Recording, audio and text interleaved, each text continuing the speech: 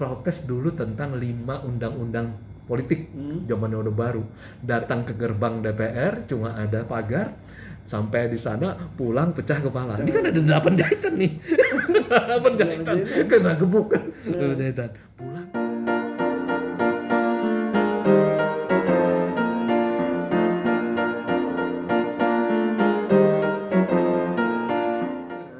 Cukup nakal. Saya masih kecilnya kan di Banjarmasin. Dari keluarga pegawai negeri, orang tua, dan kemudian lebih banyak pekerjaannya sama seperti anak-anak yang pada hari ini, anak-anak masa lalu.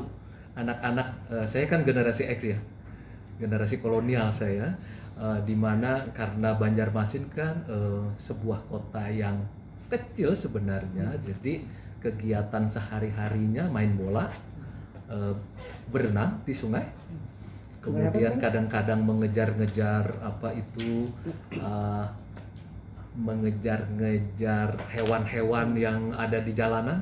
Ada kadang-kadang ada kerbau, ada macam-macam. Jadi betul-betul kenakalan anak-anak biasa aja. Anak orang menengah lah ya. Artinya berkecukupan kan, tidak miskin-miskin banget. Tidak miskin, tidak kaya banget begitu ya. Dan kebetulan dari keluarga ibu kan keluarga bangsawan. Kalau istilah di sana tuh kelompok Pagustian itu. Oh, Bang, bisa cerita orang tua tuh gimana sih asal-usulnya, Bang? Oh, dari bangsawan maksudnya? Iya, ibu Pagustian. Jadi mereka itu jadi di atasnya ibu itu kan kakeknya itu pangeran gitu ya. Kemudian dia Gusti, dan kemudian kami sebagian besar keluarga itu punya makam sendiri ya di Martapura, itu di Sultan Banjar terakhir namanya Sultan Adam, dan sebagian besar keluarga dimakamkan di sana. Jadi dari ibu, dari bapak itu pejuang gerilya.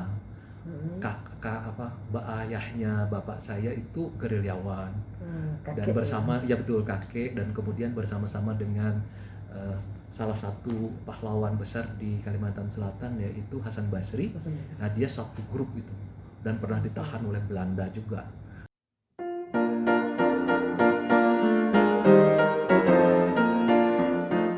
Aku kan dididik dari keluarga yang menganggap setiap halangan, tantangan itu adalah medan perjuangan saja.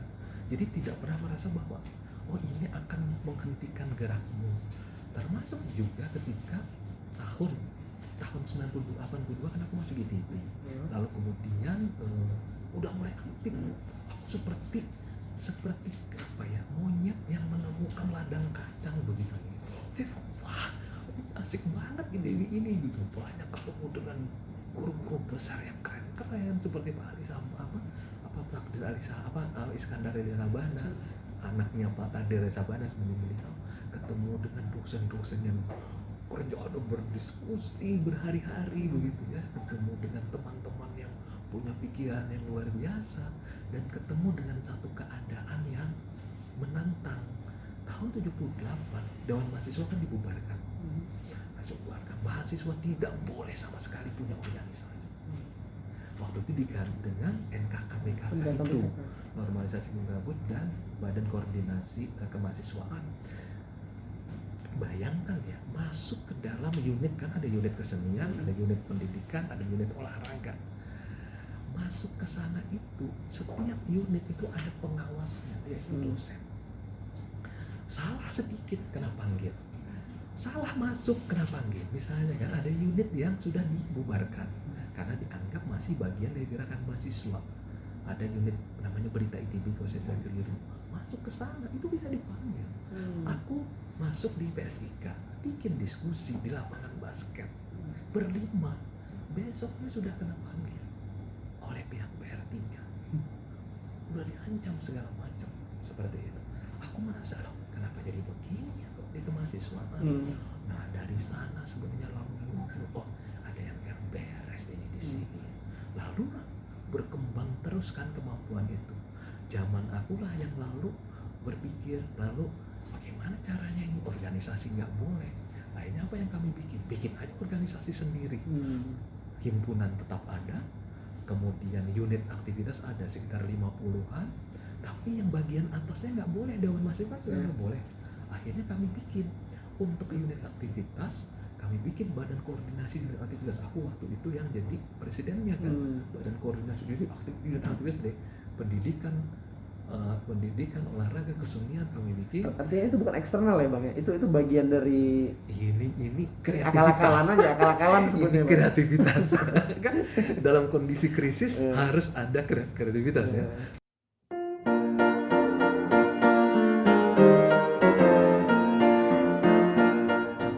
Setelah Ibu Mega diganti, kemudian 10 tahun aku menjadi pengkritik paling SBY. depan lah ya dari Pak SBY. Kritik pertama aku sebenarnya pada waktu itu adalah mengajukan diri sebagai presiden. Karena aku menganggap setelah Ibu Mega, kan Pak Gus Dur, kemudian Ibu Mega, kemudian juga Sultan, kan mereka-mereka itu kan waktu itu bagian dari gerakan reformasi. Nah kemudian tiba-tiba yang berikutnya kok bukan bagian dari gerakan reformasi itu kan? Siapa Bang? Dia Abang anggap dia siapa? Ayo. Dia bagian dari dari rezim yang lama Dia bagian dari rezim yang lama. Itu Pak Jokowi juga tahu bahwa aku dari dulu memperjuangkan independen, termasuk capres independen. Bahkan aku pernah bercanda dengan Pak Jokowi, aku bilang, Bapak yang pertama kali jadi calon presiden itu saya loh Pak. Kan calon presiden kan independen, tapi yang pertama kali juga digagalkan saya juga. Yaitu melalui Mahkamah Konstitusi. Aku bilang yang menggagalkannya sekarang jadi sahabat kita Pak, yaitu Pak Profesor Mahfud MD. Jadi kami membawa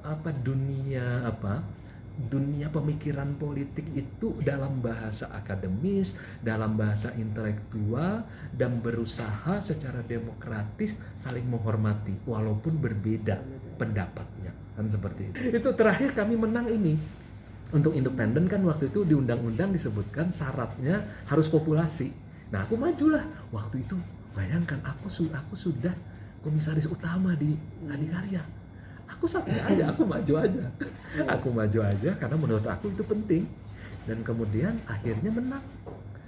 Akhirnya sekarang setiap calon independen, bupati, gubernur, wali kota itu hanya berdasarkan DPT. Karena menurut aku nggak benar dong. Kenapa jadi yang berasal dari partai politik berdasarkan DPT, sementara yang perorangan kenapa atas dasar populasi? Artinya kan senjang, menang, ada masalah.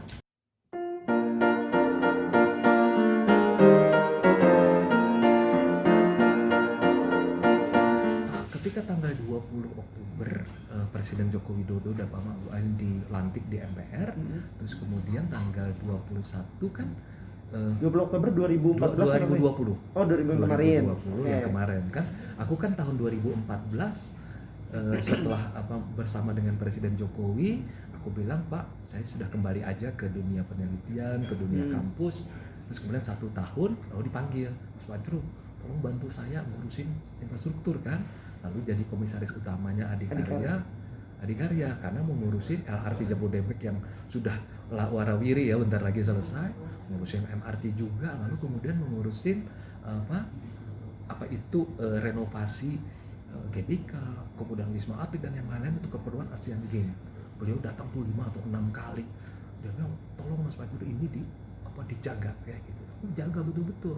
Makanya pas tahun 2019 tanggal 20 beliau dilantik, aku pikir aku sudah ikut membantu ya. Terus kemudian tanggal 21 aku nggak ngerti juga, aku ada di kantor di Adikarya, terus ditelepon oleh Pak Pratikno, Pak Mensesnek.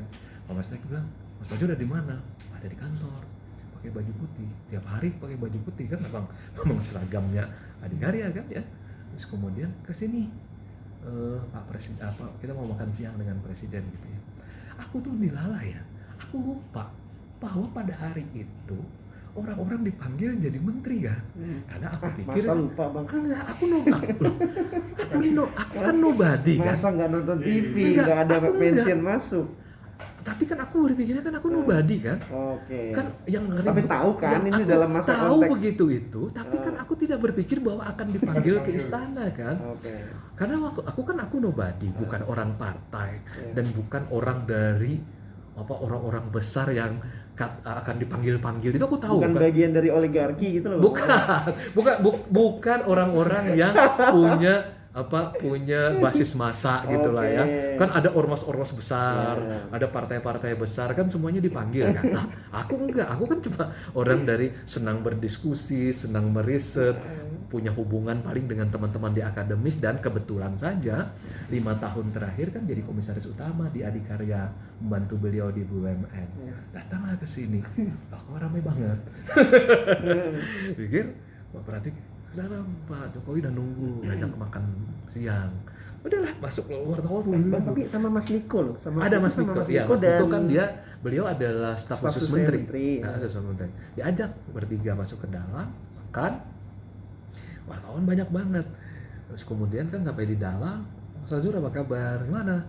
Ini BUMN-nya kan kayak gitu. Nah, ceritalah.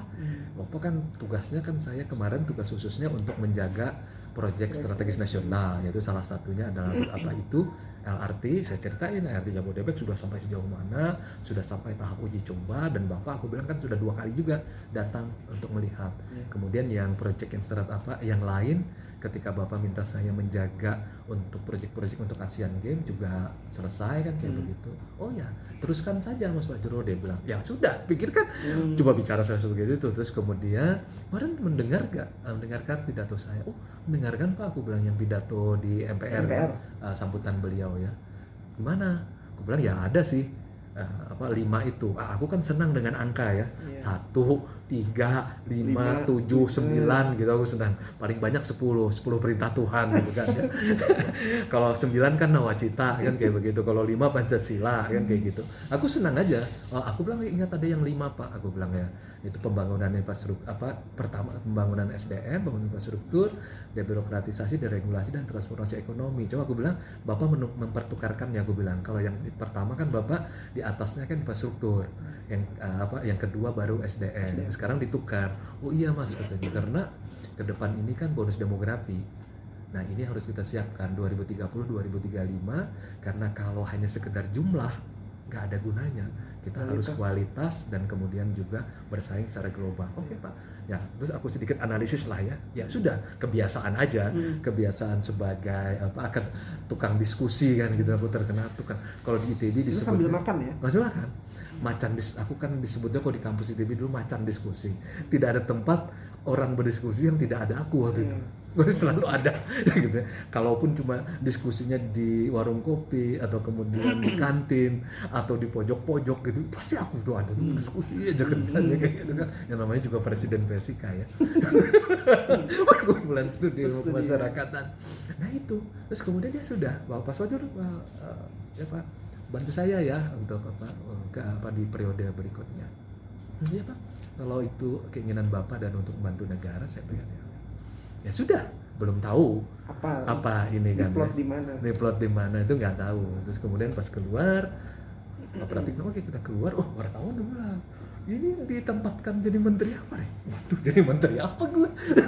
Enggak, saya bilang, saya cuma diminta datang, kemudian kita diskusi, makan siang, presiden ngajak diskusi tentang BUMN, tentang pidato beliau, dan saya memberikan analisis karena kan saya kebetulan